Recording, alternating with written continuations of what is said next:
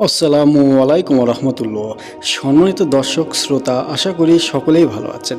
আজকে আমি আপনাদেরকে একটি দোয়া শিখিয়ে দেব, একটা আমল শিখিয়ে দেব, যে আমলটি করলে যে কোনো মানুষকে আপনি আপনার ভালোবাসায় বাধ্য করতে পারবেন, আপনার বশ করতে পারবেন। ভিডিওটি না টেনে সম্পূর্ণ দেখার অনুরোধ রইল।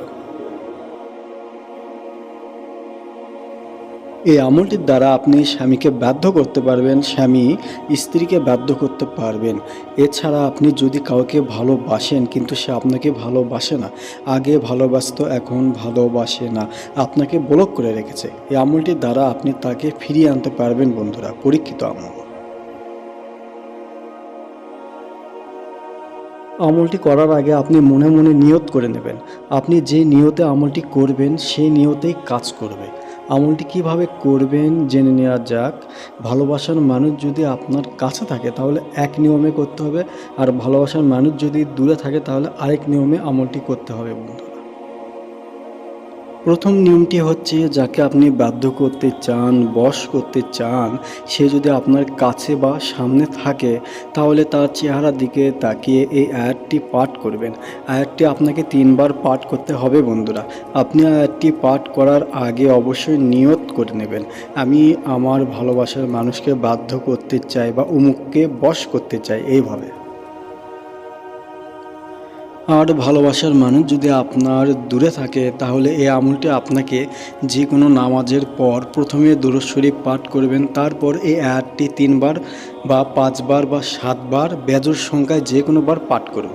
আমলটি করার সময় অবশ্যই যাকে বশ করতে চান, বাধ্য করতে চান, তার চেহারা কল্পনা করবেন।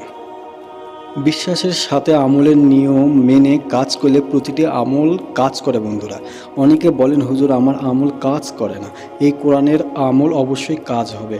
আপনি আমলটি করে দেখুন, প্রথম দিনেই কাজ হবে ইনশাল্লাহ। এই আমলটি করার প্রথম শর্ত হলো আপনাকে বিশ্বাস রাখতে হবে, মিথ্যা কথা বলা যাবে না। মনে রাখবেন বন্ধুরা, আপনার যদি বিশ্বাস না থাকে তাহলে এই আমলটি করে কোনো লাভ নেই। যার বিশ্বাস আছে আমলের প্রতি একমাত্র তারই কাজ হবে বন্ধুরা। আয়াতটি আমি অর্থসহ বলে দিচ্ছি। এই আয়াতটি পাঠ করার সময় অবশ্যই আপনার অর্থ মাথায় রাখতে হবে, কারণ আয়াতটি আপনি যদি বুঝে পাঠ করেন তাহলে কাজ দ্রুত হবে। সম্মানিত বন্ধুরা, এই মুহূর্তে স্ক্রিনে আপনারা আয়াতটি দেখতে পাচ্ছেন অর্থসহ। ওয়া আলকাইতু আলাইকা মুহাব্বাতাম মিন্নি ওয়ালিতুসনা আলা আইনি। এই আয়াতটি আপনাকে পাঠ করতে হবে বন্ধুরা।